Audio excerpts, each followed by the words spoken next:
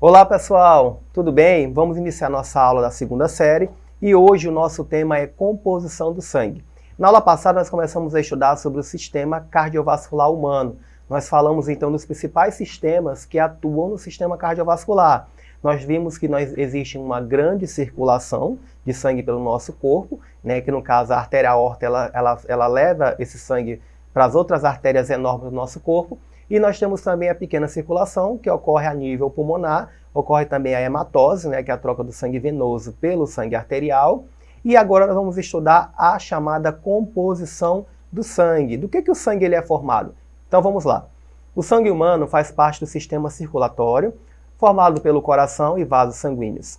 Sua principal função é a distribuição dos nutrientes, gás, oxigênio, hormônios para as células do corpo humano.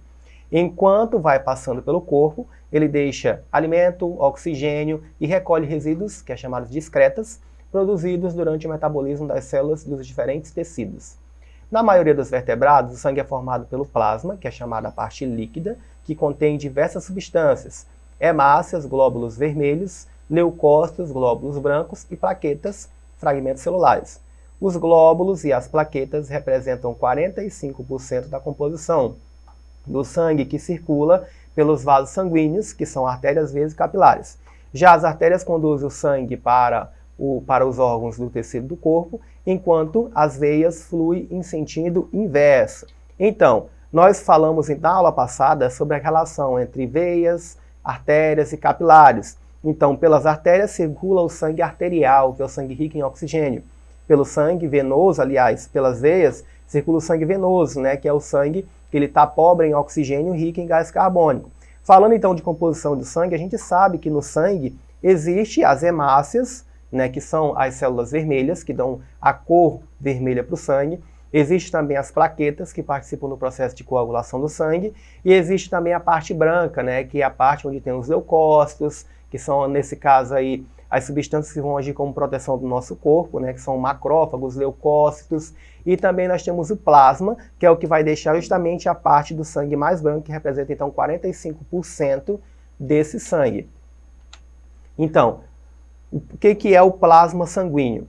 É uma solução aquosa amarelada, constituída de água, sais minerais e proteínas. Sua função é transportar essas substâncias pelo corpo. O plasma representa cerca de 55% do volume de sangue. A água constitui 95% de sua massa e os outros 5% são proteínas, sais, hormônios, nutrientes, gases e excreções. As principais proteínas do plasma são as albumina, com papel importante na manutenção da pressão osmótica do sangue, e as imunoglobulinas, importantes em anticorpos. Olhando para a figura, vocês estão vendo então sobre o plasma sanguíneo. O sangue ele é retirado, ele é colocado em uma espécie de centrífuga, e essa centrífuga ela vai ficar girando, e então é feita uma separação entre a parte vermelha e a parte mais amarelada do sangue. Essa parte mais amarelada que vocês estão vendo aí é a parte do plasma. O que tem no plasma? Tem água, né? Tem também outras proteínas, alguns sais, hormônios, tudo isso aí faz parte do chamado plasma sanguíneo. Então, nós temos os elementos figurados, que fazem parte dos plasma, e também tem os elementos vermelhos, né, que são as hemácias, que aí fazem parte do transporte de oxigênio, né, que vai ser levado pelas artérias. As hemácias também são chamadas de eritrócitos ou glóbulos vermelhos.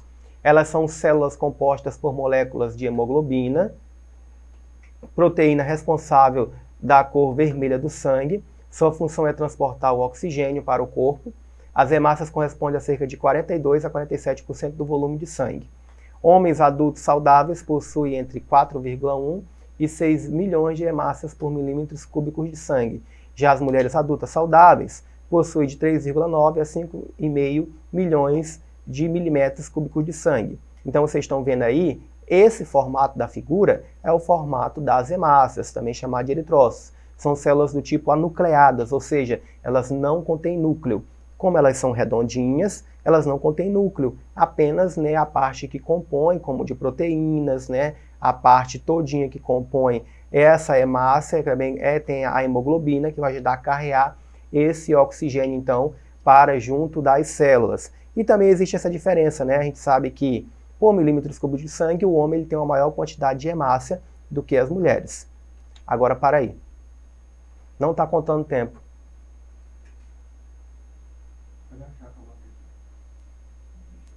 Agora, não sei quanto foi, mas tudo bem. Eu tenho aqui o tempo. Ah, então 5 minutos e meio. 5 minutos e meio vai ser 9. Vixe, Vai. eu não dei mais aula, não. Eu não dei mais tempo, não. Tu deu bastante coisa. Deu 5 minutos e meio. Pois é, não falta menos tempo, não?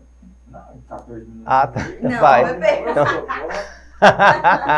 Vai. Eu até questionou minha matemática aqui, eu até me questionei agora. Né? Não, é isso mesmo. Vamos lá. 3, 2. Ainda falando sobre o sangue, nós temos então outro elemento, chamado de elemento figurado, que são as plaquetas, também chamado de trombócitos. Olha esse nome, trombócitos. Já já eu explico o porquê. São agentes importantes na coagulação do sangue e corresponde a menos de 1% do volume de sangue. O organismo humano possui cerca de 300 mil milímetros cúbicos de plaquetas. No caso de um ferimento, as plaquetas são ativadas ao aderirem ao local da lesão, liberando a enzima tromboplastina, que resulta no coágulo de sangue. Então, as plaquetas ou trombócitos, elas servem justamente para a cascata de coagulação do sangue.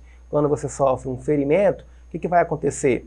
Algumas proteínas, por exemplo, a tromboplastina, elas vão agir naquele local do ferimento, fazendo uma espécie de tampão.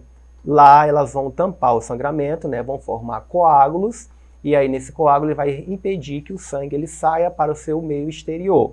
Tá? Então, ter o número total de plaquetas em relação, por exemplo, a 300 mil milímetros cúbicos, é interessante você saber, porque se tiver a mais, pode representar aí um quadro de doença mais à frente, por exemplo, aí uma trombose.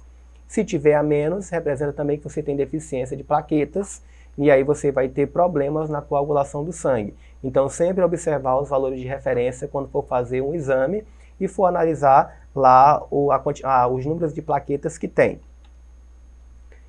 E aí tem também a parte branca, ou série branca. Nós temos os leucócitos, conhecidos como glóbulos brancos. Os leucócitos são células responsáveis por defender o organismo contra micro-organismos invasores e correspondem a 1% do volume de sangue do corpo. Em condições normais, há entre 4 e 12 mil leucócitos em cada milímetro cúbico de sangue. Exemplos aí, nós temos os monócitos, os eosinófilos, os basófilos, os linfócitos e os neutrófilos. Todos eles fazem parte da série branca, ou seja, são proteínas que são chamadas aí de quê? De defensores do nosso corpo. Elas vão fazer o papel de nos proteger contra diversos antígenos, ou seja, contra uma substância invasora, que pode ser vírus ou bactérias. Os linfócitos, a defesa do organismo. São células do sistema imunológico relacionadas à defesa do organismo. Tipo de leucócito esférico que apresenta um núcleo muito volumoso. Podem ser classificados em linfócito B e linfócito T. Os linfócitos B maduros, que são os plasmócitos, são responsáveis pela produção de anticorpos. Já os linfócitos T apresentam vários tipos que atuam na estimulação dos linfócitos B, apresentam o término da resposta imunológica, induzem as células a entrar em processo de morte programada, entre outras ações. Então nós temos aí um tipo de linfócito B com ligações diferentes em suas moléculas aí da célula, das suas membranas, e nós temos aí um linfócito T também com ligações ou receptores para cada tipo de antígenos diferentes. Então, quando se fala de resposta celular em relação à defesa do corpo, eu tenho tanto o linfócito B como o linfócito C. Cada um tem um tipo de receptor para um tipo de antígeno ou invasor diferente.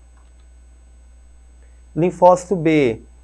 Os linfócitos B são células que produzidas inicialmente no saco vitelínico, depois do fígado, durante a vida fetal, e posteriormente na medula óssea.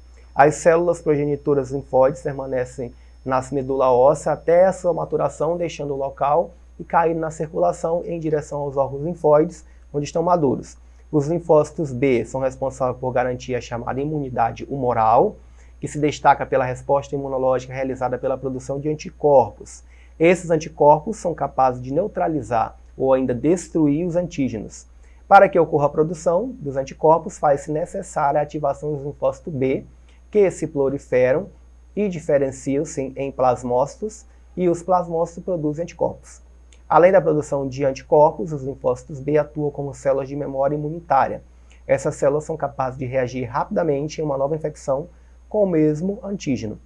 Assim sendo, elas garantem uma proteção mais rápida e eficaz. Então, os linfócitos B estão relacionados justamente à resposta humoral. Produção, então, de plasmócitos. Esses plasmócitos vão produzir, então, anticorpos que vão agir em determinado tipo de antígenos. E os linfócitos T, que são originados a partir das células progenitoras linfóides encontradas na medula óssea. Essas células saem da medula em direção ao timo. É nesse órgão que as células sofrem o processo de maturação e diferenciação das células T-help, T-supressora e T-citológica. Os linfócitos T-help garantem a diferenciação dos linfócitos B em plasmócitos, sendo, portanto, importantes para a produção dos anticorpos. Já os linfócitos T-supressores finalizam a resposta humoral, ou seja, produção de anticorpos. Já os linfócitos citotóxicos produzem a morte das células estranhas. Para isso, os linfócitos citológicos produzem proteínas que abrem a membrana plasmática ou induzem a célula a entrar em apoptose, que é a morte celular programada. E isso acontece todo o tempo a nível celular. Cada tipo de linfócito, tanto o linfócito T-help como o supressor, como o citológico, eles vão ter uma função também de cada um garantir o principal funcionamento das células e garantir a defesa do corpo como um todo. Os macrófagos é uma célula de defesa do organismo que atua no sistema imunológico. Os macrófagos são encontrados no tecido conjuntivo e se concentram em órgãos com função de defesa do organismo. A principal função dos macrófagos é realizar a fagocitose. E o que é a fagocitose? Ela está basicamente relacionada a englobar partículas sólidas. Então, quando um invasor, por exemplo, um vírus, ele é do tipo sólido, os macrófagos vão fazer essa primeira tentativa de englobar, ou essa bactéria, de englobar e fazer com que elas haja essa digestão celular, que é chamada de fagocitose. Bom, então agora vamos para o exercício, vamos ver o que a gente aprendeu aqui durante essa aula. Vamos lá? O tecido sanguíneo é formado pelo plasma, substância formada principalmente por água e proteínas, e 3 tipos de elementos figurados. Marque a alternativa que estão indicados esses elementos. Então vamos lá, vocês lembram? Número 1, hemácias, neurônios, hormônios. 2, plaquetas, anticorpos e neurônios. 3, miócitos, fibrócitos e hemácias. 4, plaquetas, hemácias e leucócitos. Ou 5, fibrócitos, hemácias e leucócitos. Então nós temos que a resposta correta é a letra, aliás, o número 4, plaquetas, hemácias e leucócito. Os 3 elementos que justamente estão no plasma constituem o tecido sanguíneo, que é o plaqueta, hemácia e leucócito.